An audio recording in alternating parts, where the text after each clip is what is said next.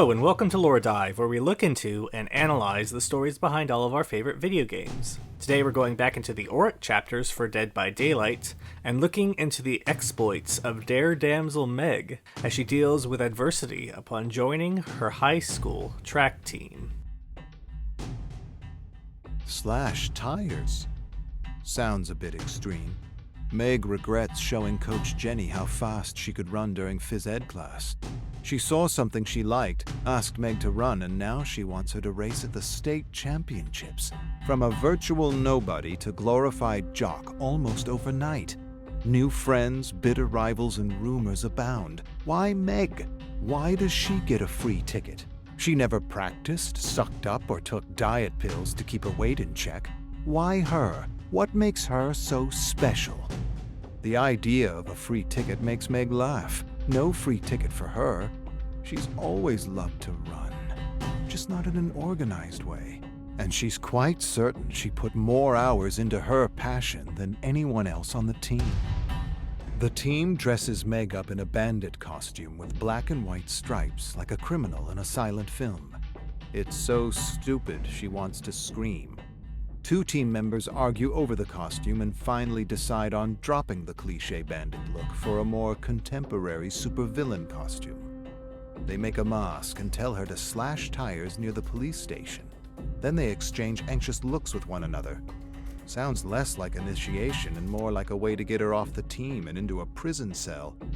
Dana gives her a strange look, a dirty look. Seems like she has an upset stomach, gas even. She hates Meg for beating her time and probably wants to see her locked up. The rest of the team thinks up supervillain names for Meg: Street Rusher, Super Blaster, Dare Diva, whatever. They're all stupid. Just choose a name already. Dare Damsel Meg bolts through the streets, stirring up laughter and attention. She feels stupid and scared at the same time, lurking about in her supervillain costume. Meg pushes down her fear, composes herself, focuses her thoughts. If they want a slash tire, they'll get one and more. I'll go straight into the belly of the whale and pull out a rib. She laughs at the image, wonders where it came from, and realizes it's from one of the stories she recently read to her mother to help her fall asleep despite her deteriorating condition. Doctors don't know what she has, and they can't afford the doctors anymore. Don't let your thoughts betray you. Meg pushes her grief out of her mind as pedestrians laugh and point at her costume. I'm going to target the police and set the record of this stupid hazing ritual. Determined, Meg approaches the Colorado police station with her heart beating at a record-breaking speed.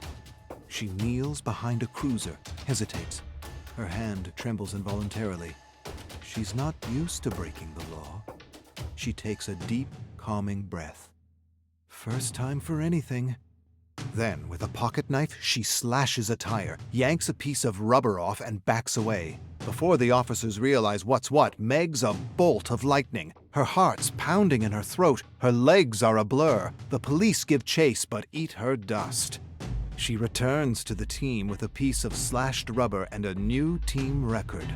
A police cruiser, an actual police cruiser. Beat that! The team laughs and jeers, except for Dana, who stares at her with her usual gas face. No one on the team has ever done anything so bold. Welcome to the team, Dare Damsel Meg. Despite the dangerous and illegal prank that Meg was asked to participate in, she was successful in her endeavor and gained the acceptance of her peers. Well, most of her peers. All of them, except one. Meg is the talk of the school, and she likes it. Coach Jenny tells her she still needs a lot of work in the mechanics of running. She doesn't even know what that means. She's been running in the mountains with her mother for years, and she never had to learn the mechanics of running. Coach says for the next few practices, she needs to improve her confidence on the starting line. Sure, that shouldn't be a problem. Coach spends a lot of time with Meg, and many on the team are beginning to take notice. Dana makes snide remarks in the shadows about Meg's body being disproportional, about Meg having beginner's luck, about how Meg's legs seem disproportional to her torso. Meg ignores her, refuses to dignify her jealousy by responding to it. Dana gets no reaction from Meg as she talks about how her thighs are just a bit too thick for running. Dana gives her that stupid gas face. Meg glares at Dana with a flood of expletives she wants to unleash. "You'll eat my dust soon enough, wench!" Meg suppresses her anger and smiles politely, thanking the wench for her concern, telling her she's confident her so-called disproportional body and thick thighs will prove advantageous at the championship. Meg begins her long walk home after an exhausting yet exhilarating practice. She holds her lucky piece of tire in her hand, though she doesn't really believe in luck.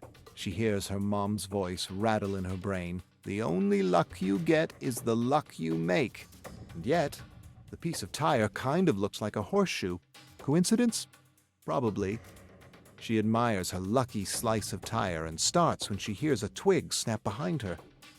Before she realizes what's happening, she's thrust to the ground by a shadowy figure who stomps on her ankle. Terrible pain shoots up her spine, and she screams for help as the shadow bolts away. Meg screams in agony as she desperately scrambles to her feet. As soon as her wounded foot touches the ground, another sharp pain rushes through her like wildfire, and she collapses. She closes her eyes, gathers herself, suppresses her pain, and reaches around for something, anything, to support her weight. A moment later, she grabs a thick, gnarled branch and shrieks as she forces herself to stand. Every step home is like a hammer smashing at her ankle. Dana has shown her dislike and jealousy of Meg with her vile attitude and catty comments. Now, a violent attack has put Meg in a precarious position. What could have caused this, I wonder? Or, more accurately, who? Who could have caused this? The doctor tells Meg her foot is fractured in several places and she should probably stay off it until it heals. She shambles out of the office on crutches with her mother by her side. Meg can sense she's worried about her and how she's to settle the bill without insurance. They drive home in silence. "Mom, I'm sorry." Meg breaks the silence. Her mother shakes her head. "Don't apologize, Meg. No need for that. I'm just glad you're okay. Could have been a lot worse." Meg nods and replays the assault over and over again in her mind. The push, the kick, the stomping. Nothing about what happened makes sense. The perpetrator didn't mug or try to steal anything from her. Meg's mother breaks the silence and asks if she remembers anything about the man since they spoke to the police. Meg shakes her head. "I'm not even sure it was a man." Meg confides in her mother at the kitchen table. She's convinced Dana arranged for someone to wound her to discourage her from running. Anger overwhelms her and she says things she wouldn't normally say. "I want her dead. I want to crush her like a bug. I want her to burn in fucking hell. I would have won that race." Her mother listens to her without judgment and waits for her to calm down. "You're very upset and I understand, but don't. Don't stoop to her level. Don't let her turn you into what you're not. You want revenge? Best revenge is success. Let her know you're the best, even at your worst, and that will be her worst freckin' hell." Meg narrows her eyes on her mother. Her mother squeezes her hand. "If you think you're beaten, you are. If you think you can't, you can't. Life's battles aren't won with speed and strength, but mind and will." Tears fill Meg's eyes, not because of her mother's advice, but because she knows her mother's days are numbered. And this is probably one of their last be-positive pep talks. Her mother hands over a box she pulls from under the table. Meg lifts the lid to reveal a black dress unlike anything she's ever seen or worn. Before she can say anything, her mother laughs. "Not only will you win, but you'll be the jewel of the after party." Meg feels a lump growing in her throat. "Don't lose all your strength focusing on the negative." her mother used to be a competitive tennis player. All Meg heard growing up was stories about Billie Jean King. Meg waits for the listen-to-win pep talk she's heard so many times she's lost count. Her mother relates how she would listen to a radio broadcast of King's game to steer her mind away from fear and negativity. Fill your brain with success so there's no room for anything else. She's prepared a special mix for Meg on her pod. Meg takes the pod and stares at it a moment. A long moment. Then she leaps across the table and embraces her mother and never wants to let go. It was obvious that Dana was the source of Meg's attack. Who else could it have been? But to try and outrace her on a broken ankle, that'll be tough, even for Meg. Not sure if she can do it. Not sure if anyone can. But her mother believes in her, and is trying to fill her with hope. So we'll just have to see where that hope takes her.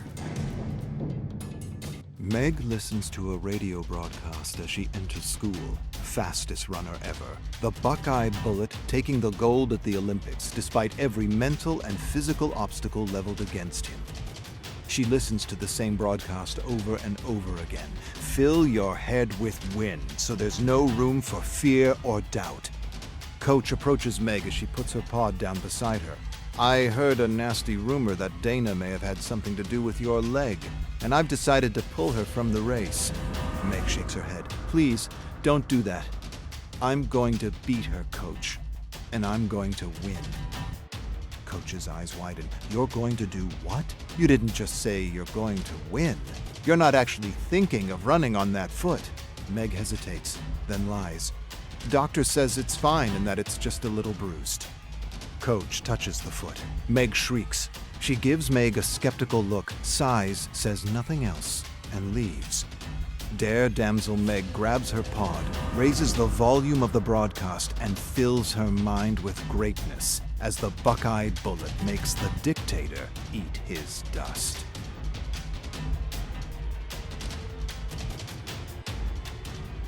A race to the finish on a broken ankle.